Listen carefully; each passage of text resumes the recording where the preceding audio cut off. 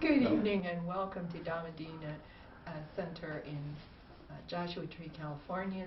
This evening is the last day of the Joshua Tree Retreat in 2011, and Venerable Vimala Ramsey is going to be giving the talk this evening, Majjhima Nikaya number 106, The Way to the Imperturbable. Thus have I heard on one occasion the Blessed One was living in the Kuru country, where there was a town of the Kurus named Kamasadama. There the Blessed One addressed the monks thus, "Monks, Venerable Sir," they replied, the Blessed One said this: "Sensual pleasures are impermanent, hollow, false, deceptive. They are illusory, prattle of fools. Sensual pleasures here and now, and sensual pleasure in lives to come. Sensual perceptions here and now, and sensual perceptions in lives to come. Both alike are Mara's realm, Mara's domain, Mara's bait, Mara's hunting ground. On account of them, these evil, unwholesome mental states, such as covetousness, ill will, and presumption, arise, and they constitute an obstruction to the noble disciple in training here. Herein, monks, a noble disciple considers thus: sensual pleasures here and now, and sensual pleasures in lives to come, constitute an obstruction to a noble disciple in training here. Suppose I were to abide with a mind abundant, exalted, having transcended the world and made a firm determination with mind." Every time you hear abundant and exalted, we're talking about the Brahma Viharas. "When I do so, there will be no more evil, unwholesome states such as covetousness, ill will, and presumption in me. And with the abandoning of them, my mind will be unlimited, immeasurable, well-developed. When he practices in this way and frequently abides thus, his mind acquires confidence in this base. Once there is full confidence, he either attains to the imperturbable now, or else he resolves upon it with wisdom." The imperturbable means at least the fourth jhana. Or I should say, not say at least, I should say the fourth jhana and the four different aspects of the fourth jhana, which is the immaterial jhanas. And when he resolves upon it with wisdom, that means he's seeing how the links of dependent origination work on the dissolution of the body. After death, it is possible that the evolving consciousness may pass on to rebirth in the imperturbable. Now these are the Brahmalokas. The Brahmalokas last a long time.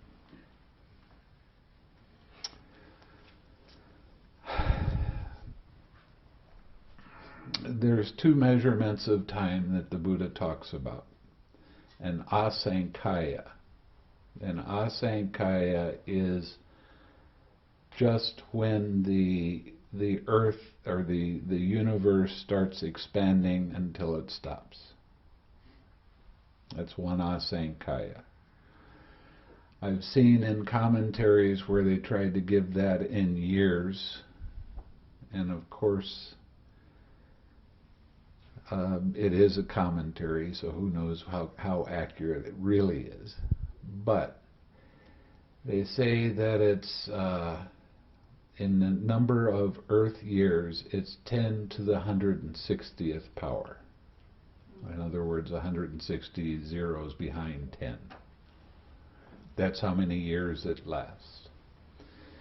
Now, The other measurement is mahakapas, and that is 4 Āneñjasappāyas. There's the expansion of the universe, that's 1 Āneñjasappāya. Now, when the universe is expanding, that's when life occurs. Okay? That's when all living beings come into being, when the universe is expanding. And then it stops for 1 Āneñjasappāya. And then the universe contracts for 1 Āneñjasappāya. And then it stops for 1 Āneñjasappāya. These 4 Āneñjasappāyas are called a mahakapa. Now, if you get to the 4th jhana and don't ever go any higher than that in this lifetime, when you die, you will be reborn in a Brahmaloka that lasts for 500 mahakapas.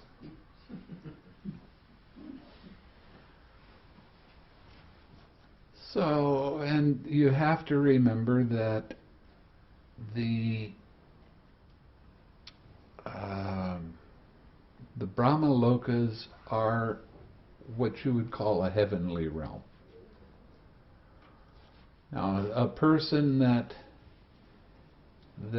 never does any mental development, but they live a good life, they can be reborn in a heavenly realm called a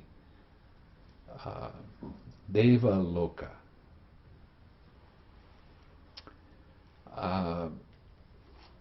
There's 6 different Deva Lokas that last for progressively longer periods of time.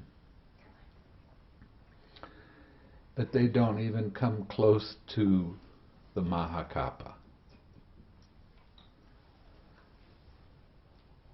So it's a real good thing to develop your mind. If you never get any higher, you will still be in a realm that the only nourishment you need to keep your body going is joy. Okay? So you have some joy every day and your body keeps going, and it lasts for a long period of time. Anyone that can get into the immaterial realms, the number of mahakapas you are living, you die from this realm and go to those realms, it's considerably longer that you would be in those realms. Infinite space is, if you don't ever go any higher, you would be reborn in the Brahmaloka, and it would last 20,000 mahakapas.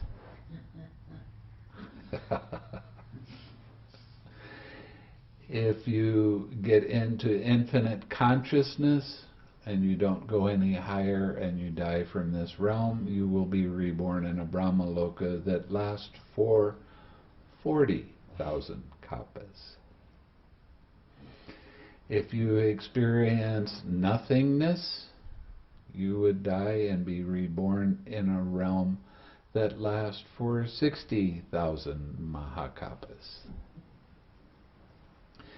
You get into the realm of neither perception nor non-perception, but you don't go any higher than that. It lasts for 84,000 mahakapas.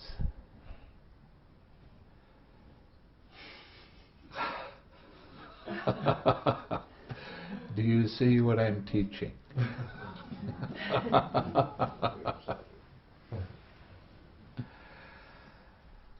Okay, now each one of these realms, from the just getting into the 4th jhana through all of the immaterial jhanas, these are all considered to be the imperturbable, because the equanimity is very strong.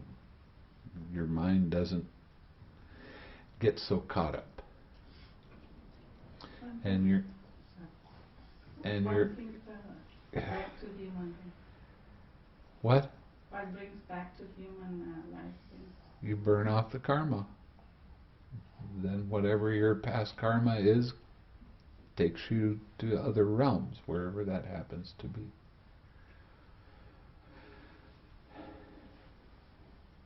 Now I forgot what I was going to say. This, monks, is declared to be the first way directed to the imperturbable. Now, one of the things that you notice when I'm teaching this, I tell people that when they get to the fourth jhana, now you've become an advanced meditator.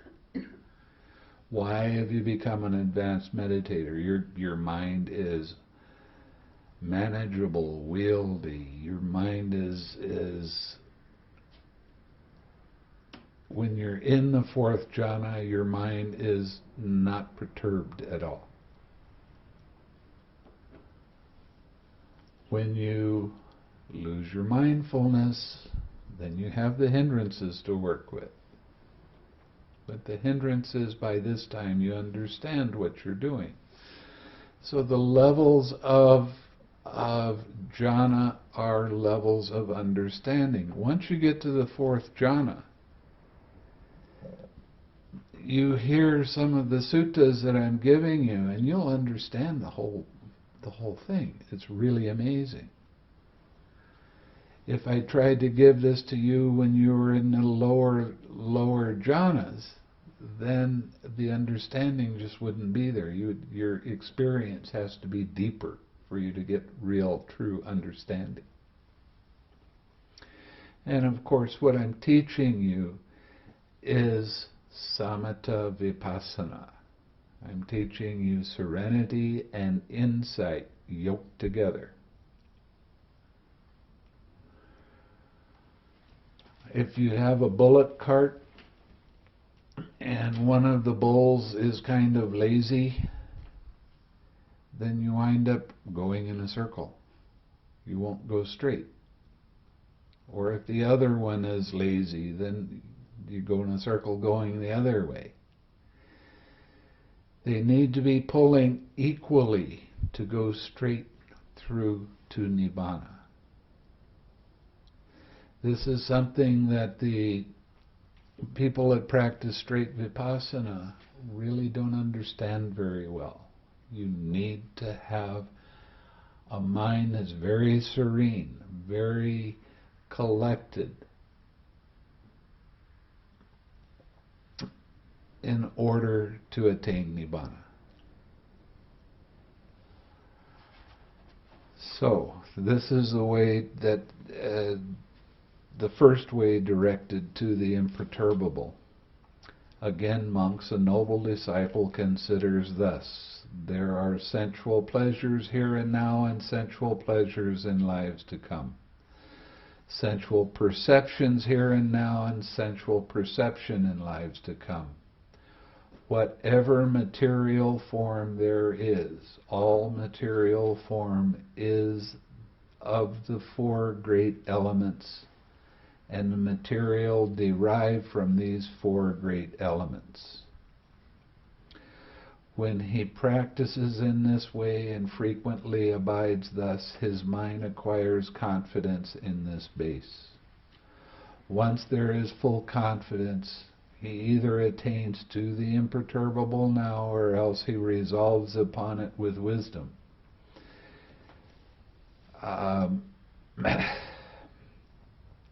When I get to the Pali on this, I probably will be changing this interpretation, because he's implying that the imperturbable is Nibbāna, and that's not necessarily true.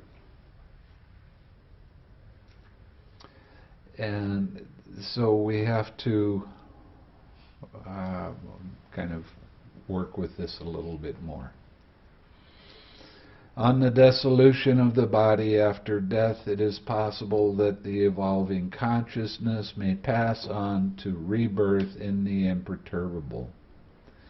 This is declared to be the second way directed to the imperturbable. Now, this particular sutta, when it's talking about the four great elements, and it's just talking about the material plane. When you practice the foulness of the body, or you start practicing the dissolving of the body, like at the charnel ground, watching a body disappear, you can get into the fourth jhana by doing that.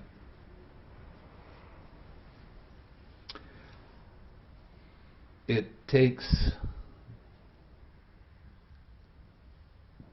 practicing the 6 R's a lot, especially with the 32 body parts. It takes practicing the six R's a lot. And it is a practice of, this is not me, this is not I, this I am not. So, again, monks, a noble disciple considers thus sensual pleasures here and now and sensual pleasures in lives to come. Sensual perceptions here and now and sensual perception in lives to come. Material forms here and now and material forms in lives to come. Perception of forms here and now and perception of forms in lives to come. Both alike are impermanent. What is impermanent is not worth delighting in, not worth welcoming, not worth holding to. Again, I have to look at the Pali with this, because I think it goes from impermanent and not self. There's other suttas that they give, this is not me, this is not mine, this is not myself, with everything that arises. And they use that reflection, and you can actually attain Nibbāna by going into that kind of reflection with everything. But it has to be all the time until your mind finally starts to catch on that there isn't anything. None of this stuff. No thoughts, no feelings, no perceptions, no body is mine. It's not personal. Everything that arises is impersonal. When he practices in this way frequently and abides thus, his mind acquires confidence in this base. Once there's full confidence, he either attains to the imperturbable now, or else he resolves upon it with wisdom. On the dissolution of the body after death, it is possible that the evolving consciousness may pass on to rebirth in the imperturbable.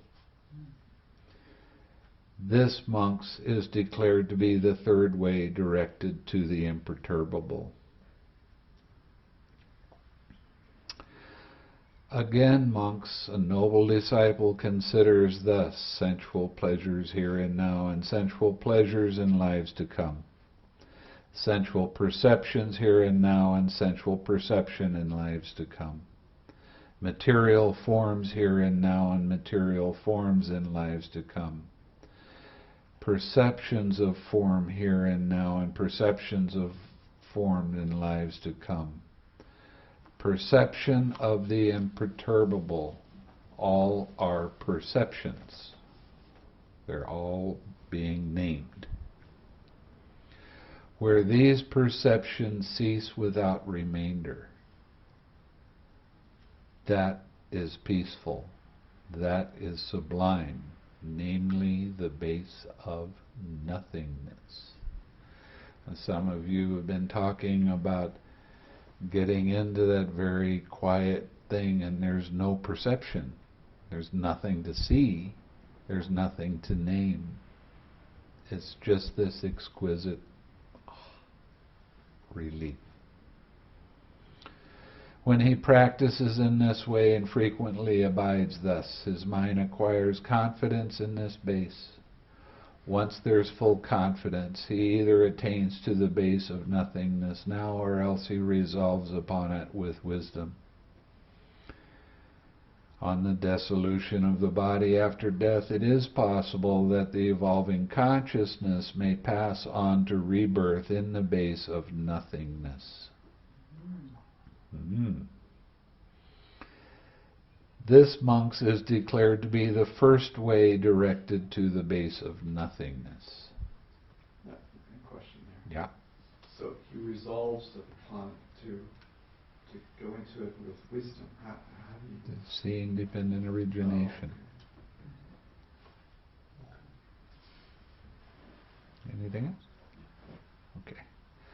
Again, monks, a noble disciple gone to the forest or to the root of a tree or an empty hut considers thus: this is void of a self, or what belongs to a self.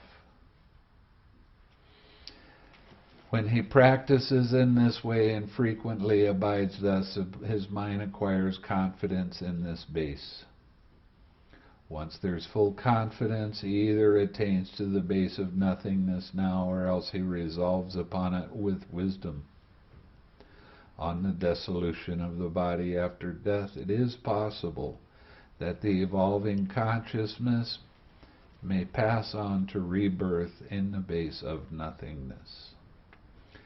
This, monks, is declared to be the second way directed to the base of nothingness. What was the difference? I'm not sure. They're talking about perceptions, sensual perceptions, forms, perceptions of forms, perceptions of the imperturbable are all perceptions. This is talking about the impersonality of the whole thing. So this one is like a anatta practice, right? Yes. The anatta practice when Yes. we're relaxing. Anatta practice with a relaxed step in it, of course. Because it's always backing away. This isn't me. This isn't mine. Right? Yeah. The other night, Sariputta says there's deliverance based on nothingness, and you said, well, I'm not sure what that means. Could it mean that instead of a not me, it's a there's nothing there? You're just nothing, nothing, nothing, kind of. Just thought.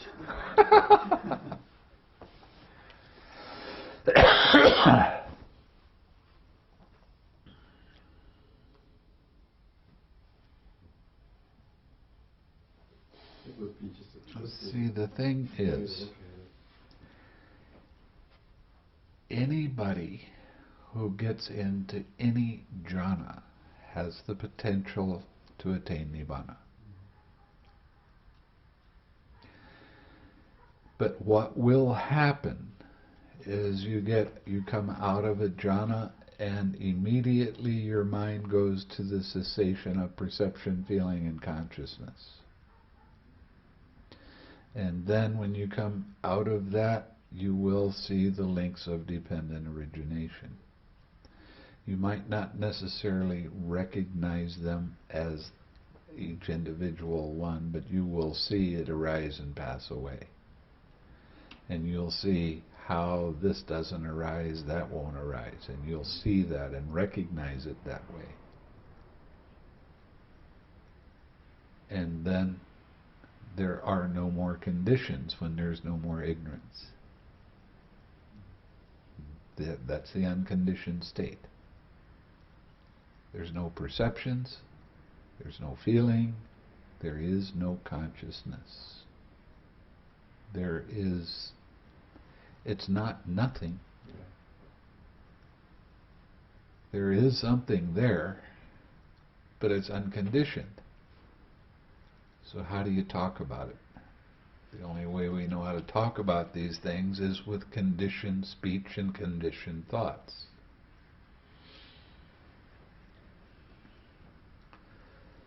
So I I don't even like to get caught up in discussions about what Nibbāna is and how to describe it. I mean, it just, yeah. I remember Munindra once said it could happen any time. And I remember thinking, well, what if you're at the grocery store, someplace out in the world? What would happen? You will feel you'll feel it coming on. Your mind will start to get more and more at ease and go deeper and deeper. And you'll feel like sitting down. Find a place to sit down or go out to your car and sit down or whatever. And then this will all just unfold by itself. Now the thing with what Munindra said was he was referring to if you are have the experience of jhāna. Because I talked to him about that actually. And I talked with Usilananda about that. You need to have that collected mind to attain Nibbāna. You got to have those, your insights and your stillness of mind, your collected mind, pulling together to be able to enter that little hole in the wall. Okay? Anybody else? And you're saying like the first one was like the dancing on the cobweb thing, and the second one was anatta. Yeah. And then you have a third one. Yeah. Okay. Thanks. Again, monks, a noble disciple considers thus: I am not anything belonging to anyone anywhere, nor is there anything belonging to me in anyone anywhere. When he practices in this way and frequently abides thus, his mind acquires confidence in this base. Once there's full confidence, he either attains to the base of nothingness now, or else he resolves upon it with wisdom. On the dissolution of the body after death, it is possible that the evolving consciousness may pass on to rebirth in the base of nothingness. This is declared to be the third way directed to the base of nothingness. Again, monks, a noble disciple considers thus: sensual pleasures here and now, and sensual pleasures in lives to come. Sensual perceptions here and now, and sensual perceptions in lives to come. Material forms here and now, and material form in lives to come. Perceptions of form here and now, and perceptions of form in lives to come. Perceptions of the imperturbable, and perception of the base of nothingness. All are perceptions. Where these perceptions cease without remainder, that is the peaceful, that is the sublime, namely the base of neither perception nor non-perception. When he practices in this way and frequently abides thus, his mind acquires confidence in this base. Once there's full confidence, he either attains to the base of neither perception nor non-perception now, or else he resolves upon it with wisdom. What I'm teaching you to do is resolve upon it with wisdom.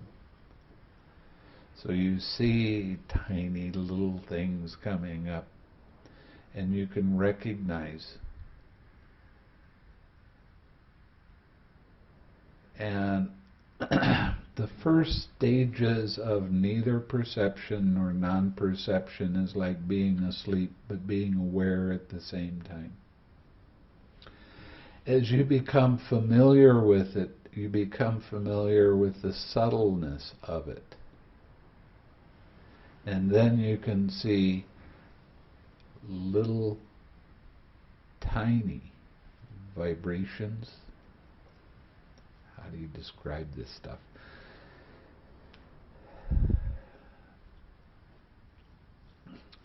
When you first start meditating, your mind is doing this. It's just flip-flopping back and forth. As you go deeper, your mind doesn't flip-flop quite as much. When you finally get to the fourth jhāna, now you're starting to get into vibration. As you go through the immaterial realms, the vibration becomes less and less and less. When you get into neither perception nor non-perception, it's hard to tell whether there's anything there or not at first. That's why you come out, you reflect on what happened while you were in that state.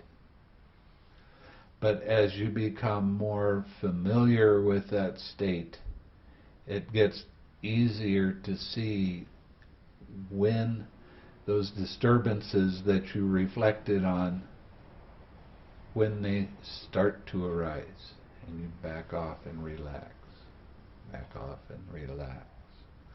As you do that, even the slight vibration of neither perception nor non-perception will stop. And when it stops, that is the cessation of perception, feeling, and consciousness. So when you get to neither perception or non-perception, there's a simile of two monks walking along in the forest. The senior monk is in front, the junior monk is in back. And the senior monk doesn't even see this little trickle of water that's coming down the hill. And the junior monk does, and he gets the senior monk to stop for a moment because he wanted to get a drink. And the senior monk said, "Well, if there's water, then go get my towel, I'm going to take a bath." And the junior monk said, "There's water, but there's not enough for that." Okay, that gives you the idea of how subtle that little trickle of water was. It's there, but it's not easily seen or recognized until you get used to looking and seeing how that little tiny vibration is still there, and then you can relax more and relax more. The relax step is it. Okay? So it's just backing out of the way. It's not me, it's not mine. God knows it's not mine. I didn't do any of this stuff. It's there by itself. So there's the backing off and relaxing, backing off and relaxing, continually using that relaxed step. You can't understate how important that relaxed step is. Because you've gone from relaxing and then it gets finer and finer and finer until it's hard to tell whether it's really there, but it's still there. You can recognize it. And then get to that cessation. Now, because of the way that I'm teaching you about dependent origination, I'm teaching you about the links, so that when you get to the cessation, you'll be able to recognize those links when they come up. And they do come up by themselves, they do come up very quickly. And you'll see how, because of this, that arises. Because that arose, this arises. And you will see it fast. And then you will see, when this doesn't arise, that won't arise. You will see that going through that whole process. And when there is that final release, there are no more conditions. When there's no more conditions, that's Nibbāna. It seems though at that time it's just a mental realm. That the other, the body sense doors are just kind of They're way down the way. yeah, they're way far away. Yeah. That's why this is called the immaterial realm.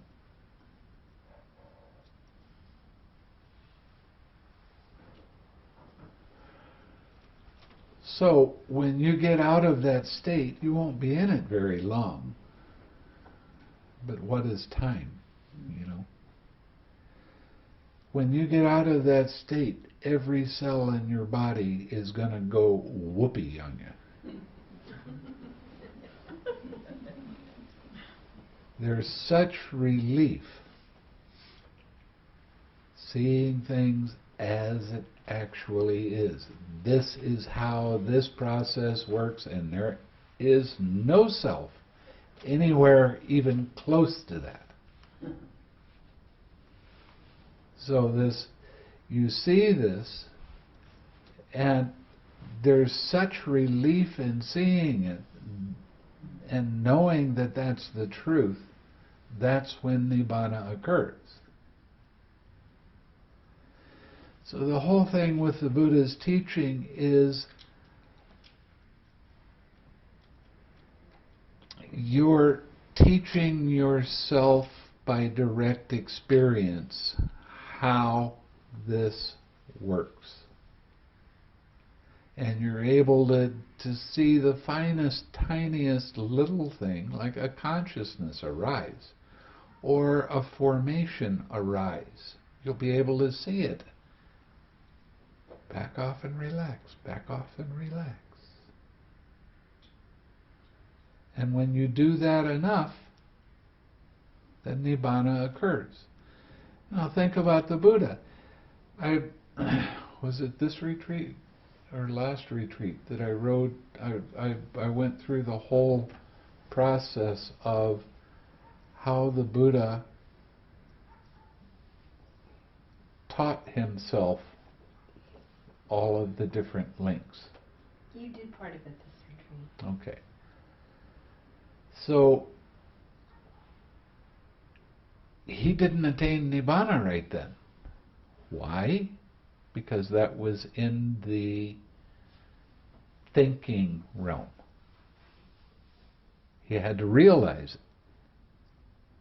So when he sat down on the night of his enlightenment, and he got thoroughly attacked by Mara and all of the hindrances that could possibly ever come up, and he kept on using his right effort, relaxing, letting it be, backing off, until finally his mindfulness was so sharp that he got into the 4 jhanas, and then he had the cessation of perception, feeling, and consciousness. Well, that was on down the way. And he started remembering past lifetimes. He saw the disappearance of and arising of other beings. And then he got to the cessation of perception, feeling, and consciousness and attained Nibbāna. But he didn't have that just with intellectual knowledge. It had to be direct experience. Because intellectual knowledge, what is that? It's something that's very slow compared to direct experience. So he let go of the intellect, and he just went with the direct experience of this is how that works. And the understanding that this was absolutely true was what propelled him into the supreme Nibbāna that he'd been looking for. Now, why didn't that happen to him earlier when he was practicing with these other monks? They were teaching him how to get into the realm of nothingness, says it right in the books. And they were teaching him how to get into the realm of neither perception nor non-perception, and then they're saying, that's as far as you can get. That's it. Nothing else can happen. That's as high as anybody can ever experience their meditation. And he wasn't satisfied with that. So he went off looking on his own, doing all kinds of different practices.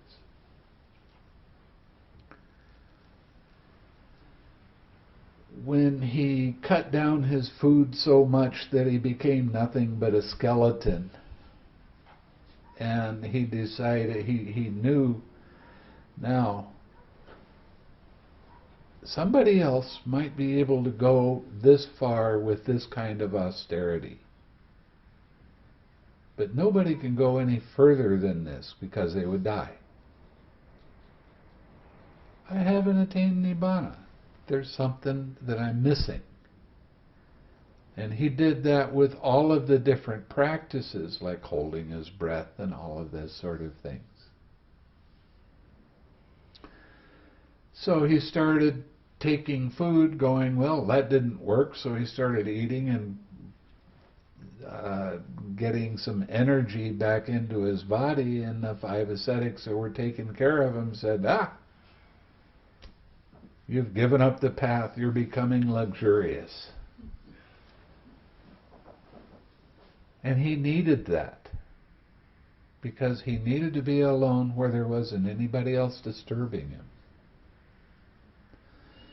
So he went down by the river and found a pleasant place, and then he started figuring out the links of dependent origination and how they arise and how they cease.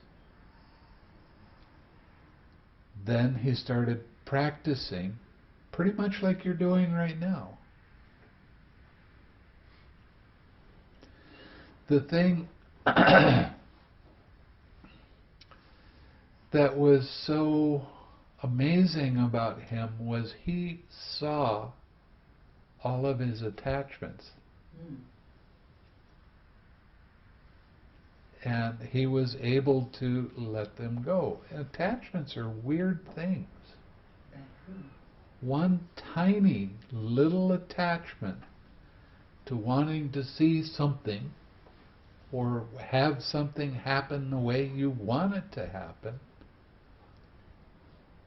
or have an opinion or an idea and hold on to that, that will stop you from attaining Nibbāna. And it is a form of suffering. He burned through all of that on the night of his enlightenment. He went through every hindrance there was. He saw all of the kind of distractions that you see, but they all ganged up on him at the same time.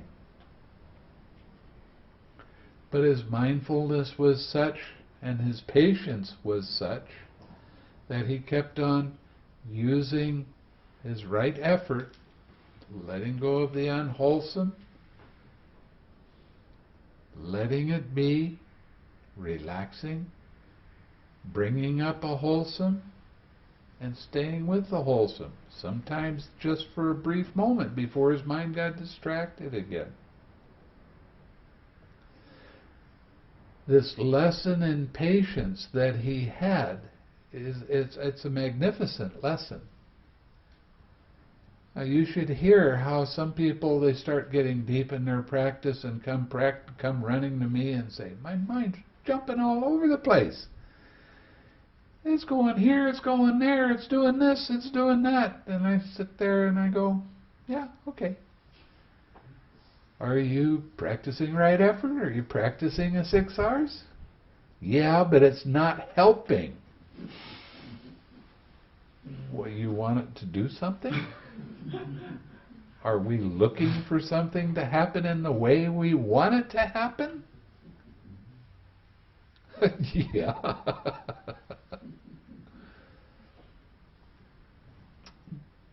The practice of the 6 R's, or right effort,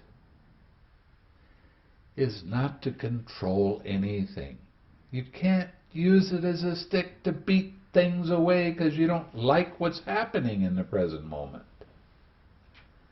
The 6 R's are entirely to let you have the space to let that be, whatever that distraction is, and relax, taking that personal view away, and come back to your object of meditation.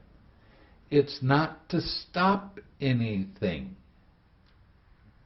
If you're trying to stop the hindrance from coming up, you're putting in too much effort. You're putting in too much belief that mind is stronger than that, and it's not. You want mind to act in the way you want it to, when you want it to act that way, but it won't.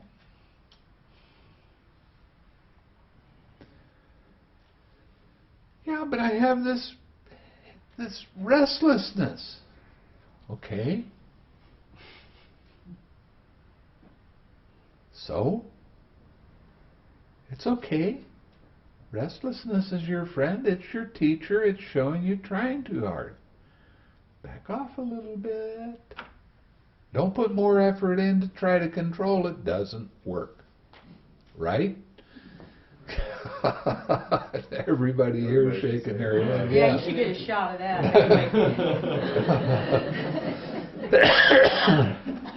Group photo.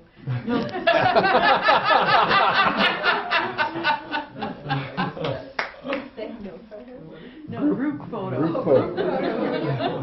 More time here? So the whole thing is learning the balance, and it's not even your balance, it's just a balance. Don't put in too much energy, don't put in too little energy. Walk that really teeny tiny fine line between them. That's the middle way. But I don't like these.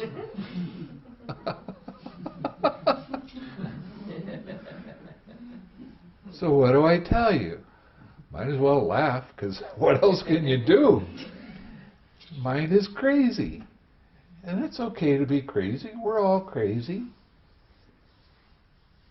So laugh with it. That changes your perspective. That helps you gain balance. But it doesn't help when I laugh.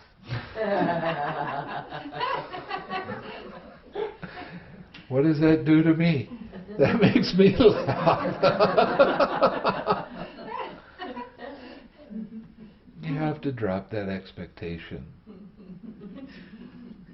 You have to drop everything that you think you know, because you don't.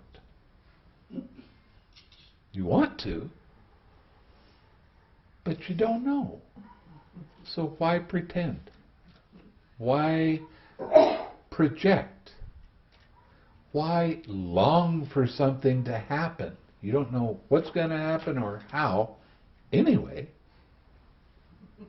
So why hold that in your mind?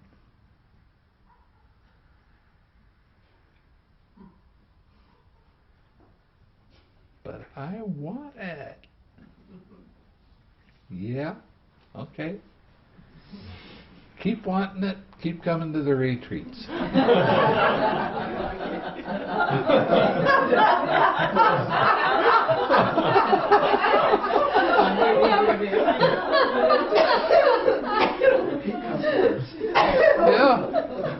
Yeah, we have great fun on the retreats. We get you smiling and laughing, having fun till the end of the retreat, and then you go, but maybe if I stayed just a couple more days. See you next week. Yeah.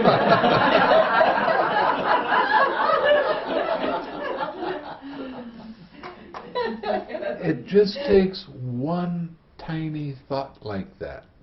One tiny desire, one tiny, I really would like to see this.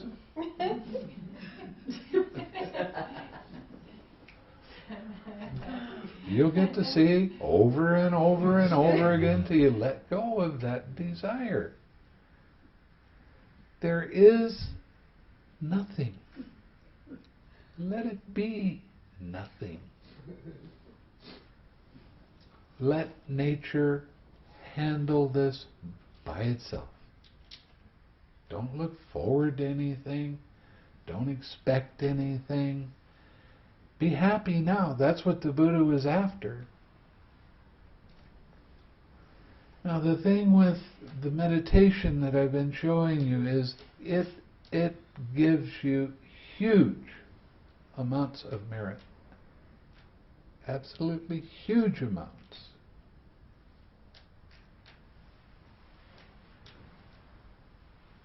There was a way that the Buddha talked about making merit. And he said, if you feed a virtuous monk or monks, you make a really big amount of merit. And that'll come back to you something like 9 million times.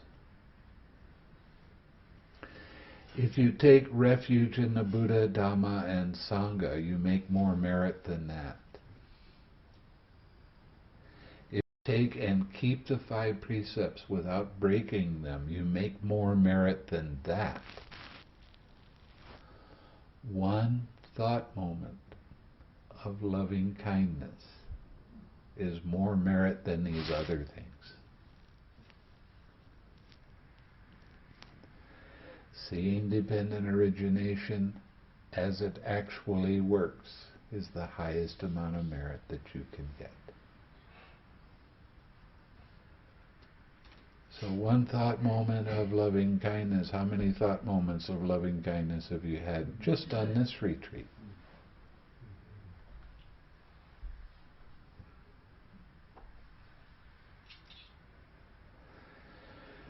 So you're making huge amounts of good things happen.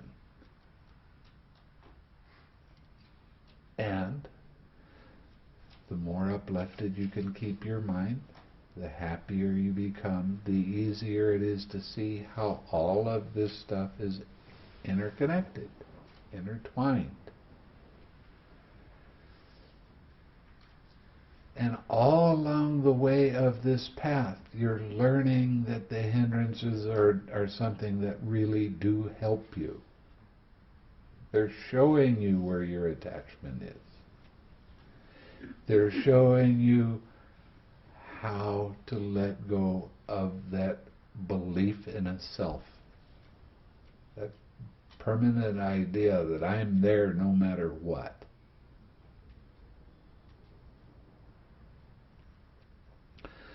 So, when you start getting into the subtler and subtler things, some of those hindrances that can come up seem like they're really, really big. But they're just little teeny tiny guys. But you have to learn how to let them be and relax with any kind of vibration or movement of mind's attention.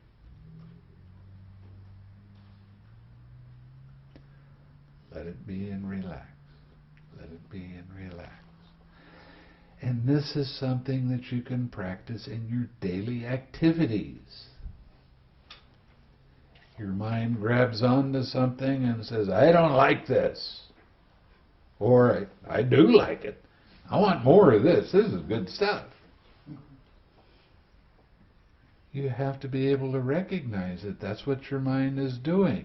And this is a hindrance, and you need to let it be, back off and relax.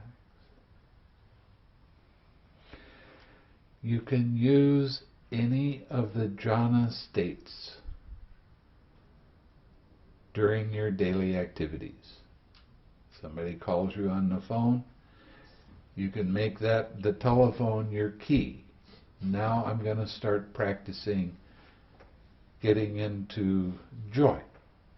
Or I'm going to practice getting into happiness. Or I'm going to practice getting into equanimity. So when the phone rings, now you're directing your mind towards that wholesomeness, and you bring it up. Whatever is on the other end doesn't really matter. You pay attention to it, but you have this different degrees of balance of mind and happiness or joy that go along with that. And that takes us to Sutta number 21. It doesn't matter what somebody else says, whether it's timely or untimely, true or untrue, spoken with hatred, spoken with loving kindness, it doesn't matter. You use that person as your reminder to radiate loving kindness to them. And use that as the reminder to start radiating loving kindness to all beings. Do you think something that somebody else says is going to upset your mind when you get in the habit of doing this?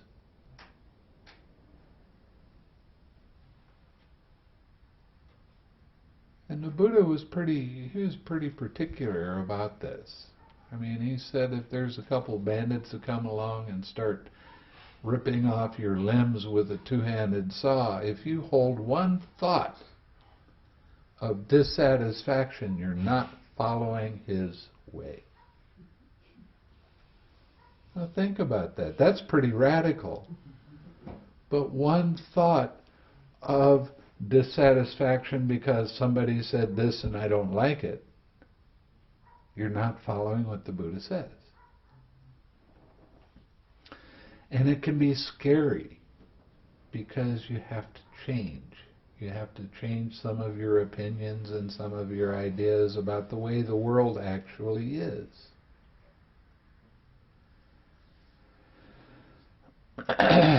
So that you can start developing this kind of practice more and more. And we have a lot of teachers along the way that help remind us where our attachments are. That's really nice. And they are the teachers, believe me. So if you can develop that mind that remembers, it doesn't matter what this person says at all. What matters is that person is reminding me to send loving kindness. Smile. Laugh. Have fun. The more you can remember to do that, the easier it is to recognize these things when the small disturbances happen, when the small vibrations happen, so that you can let it be and relax. Let it be and relax. None of this stuff is yours anyway.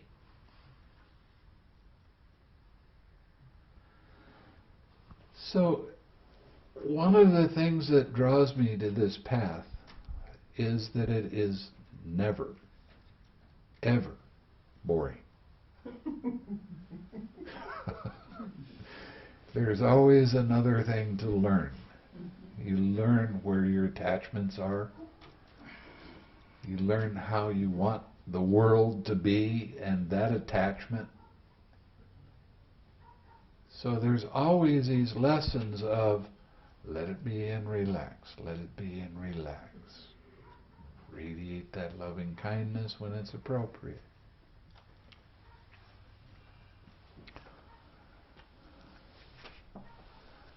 Okay. Now we start getting into Nibbāna.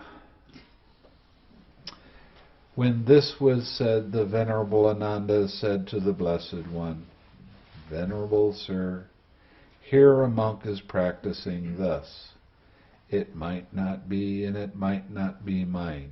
It will not be and it will not be mine. What exists, what has come to be, that I am abandoning. Thus he obtains equanimity. Venerable Sir, does such a monk attain Nibbāna? One monk here, Ananda, might attain Nibbāna, and another monk might not attain Nibbāna. What is the cause and reason, Venerable Sir, why one monk might attain Nibbāna, while another monk here might not attain Nibbāna? Here, Ananda, a monk is practicing thus. It might be and it might not be, it will not be, it will not be and it will not be mine. What exists, what has come to be, that I am abandoning. Thus he obtains equanimity. He delights in that equanimity, welcomes and remains holding to it. As he does so, his consciousness becomes dependent on it and craves and clings to it. A monk with craving and clinging, Ananda, does not attain Nibbāna. But here, Venerable Sir, when a monk craves and clings, what does he crave and cling to? To the base of neither perception nor non-perception. When a monk craves and clings, Venerable Sir, it seems he craves and clings the best object of craving and clinging. When that monk craves and clings, Ananda, he craves and clings to the best object of craving and clinging, for this is the best object of craving and clinging, namely the base of neither perception nor non-perception. So if you're going to be attached to that one.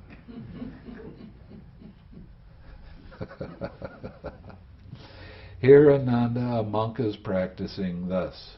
It might not be and it might not be mine. It will not be and it will not be mine. What exists, what has come to be, that I am abandoning. Thus he obtains equanimity, does not delight in that equanimity, welcome or remain holding to it. Since he does not do so, his consciousness does not become dependent on it and does not crave and cling to it. A monk without craving and clinging, Ananda, attains Nibbāna. Okay, there you are.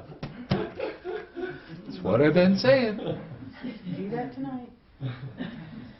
Yeah, you do it this minute. Okay. Just let go of everything.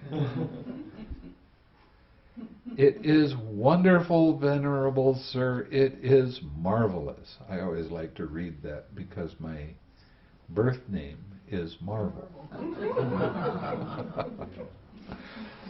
The Blessed One indeed has explained to us the crossing of the flood and dependence on one support or another. But, Venerable Sir, what is noble liberation? Here, Ananda, a noble disciple considers thus. Sensual pleasure here and now and sensual pleasures in lives to come. Sensual perceptions here and now and sensual perception in lives to come.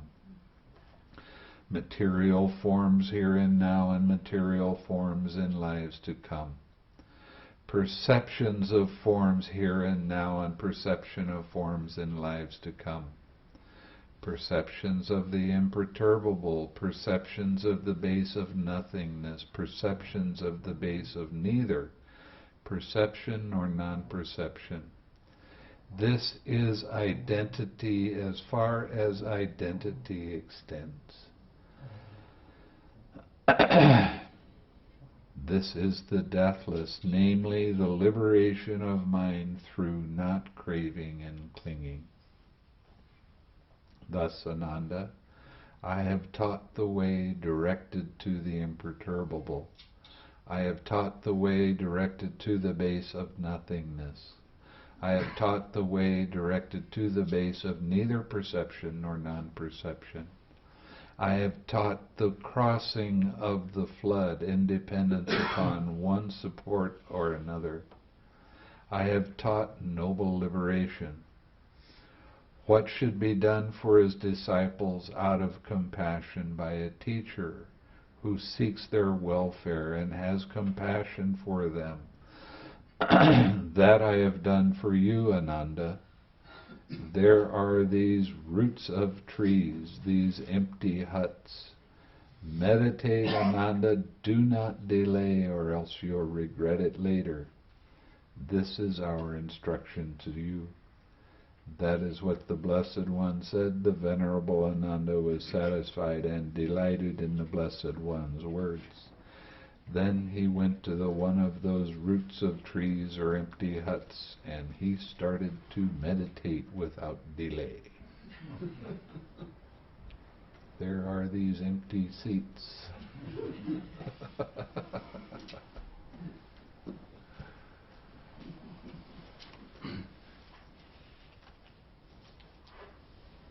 So,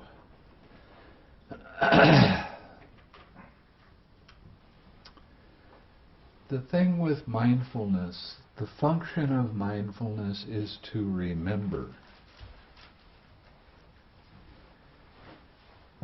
To remember that nothing that arises is personal.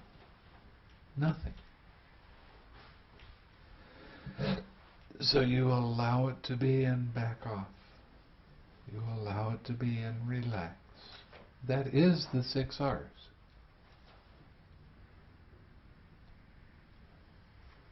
Allow it to be and back off. Relax.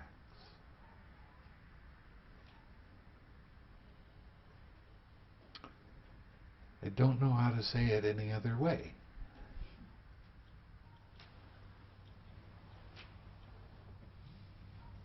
But understanding that if there's even one slightest desire to control anything, that is a hindrance. If there's a want to control something, then I am there. And mind doesn't like that idea of not controlling. So it's going to keep on throwing these little hindrances at you until you become so disenchanted with nonsense that your mind is doing that you see the I and you go, ugh.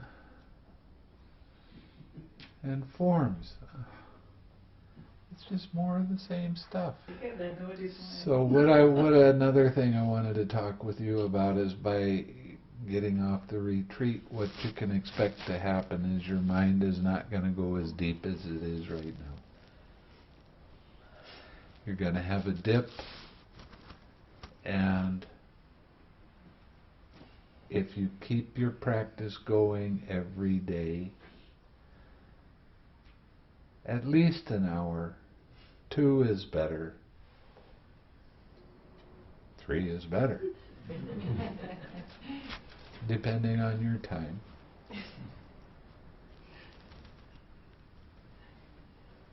You will get back up to this level and you will be able to go deeper. But it does take some time. And a lot of times, depending on what happens during the day, you might be really, really pushed and your mind is very active all day, and you sit down and you think your meditation is just going to be perfect. It's not. Why do you think it would be? Your mind is going to be active for a little while, but that's your opportunity to practice your 6 R's and get your mindfulness better. So your mindfulness is able to see how these little changes occur. So there's no hindrance that is a problem. The hindrances, every one of them, are your teacher. They're showing you exactly where your attachments are. But you have to remember that relaxed step, because you have to let go of that ego belief. If you just push it down and say, okay, we'll just squish it, and you start developing one-pointed concentration, you're going to get off the path a little bit. You have to have the relaxed step, and you have to use it a lot.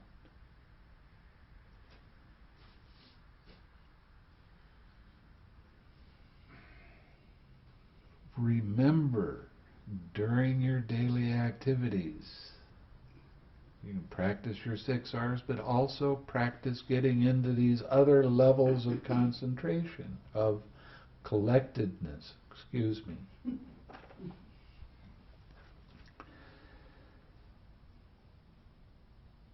It's really important so that you can have a more balanced mind all the time. So you don't get involved in that mental nonsense that we all tend to get involved in. I like this, I don't like that, I wish this was different than it is, and I got all these problems that I have to think my way through.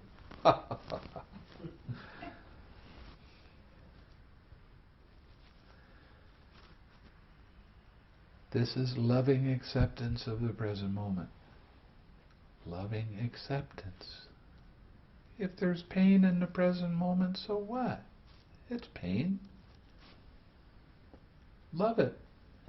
Accept it. Let it be there. Don't keep your attention on it.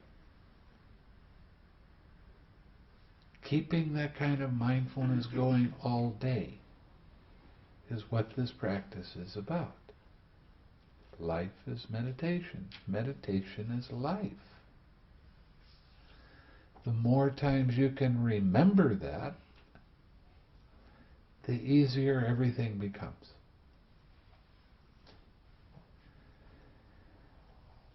I was telling somebody today that there was a book in the 60s called A Crack in the Cosmic Egg.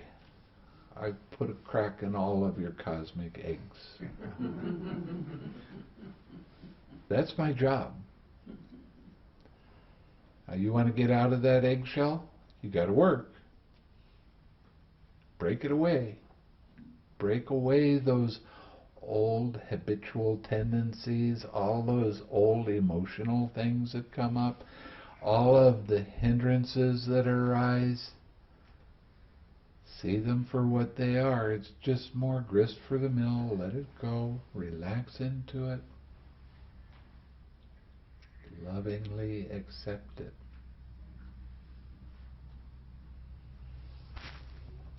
So, is there anybody that has a question?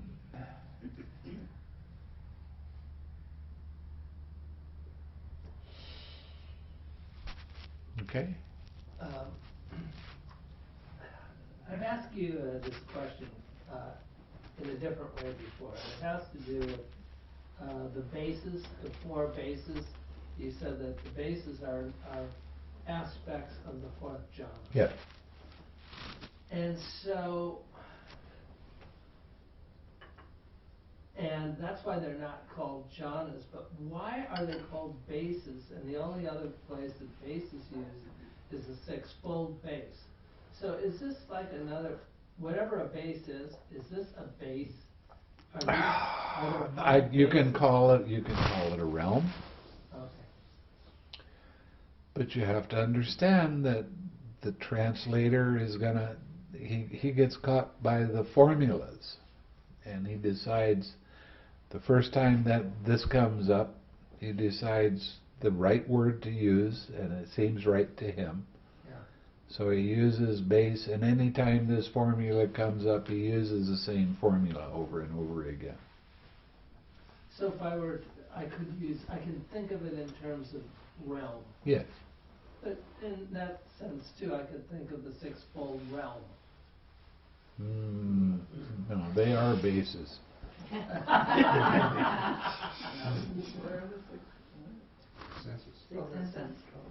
The six sense doors. But They are the basis for everything, mind and body. I would have to look at the Pali. I really don't know. I don't know if they use the same word or not. You know, it's real interesting when you talk about body, you can talk about it as rupa, as material form, or you can talk about it as kaya. And that's more specifically this. And rupa is more general. So I don't know if there's a difference between. I'd have to look. It would seem that the word realm would pertain to a mental quality that didn't have, perhaps the specific tangible experience like hearing, tasting, and smelling in the basis, but also had more infinite possibilities in it at the same time. Yeah. Yeah, I can go along with that. Good one.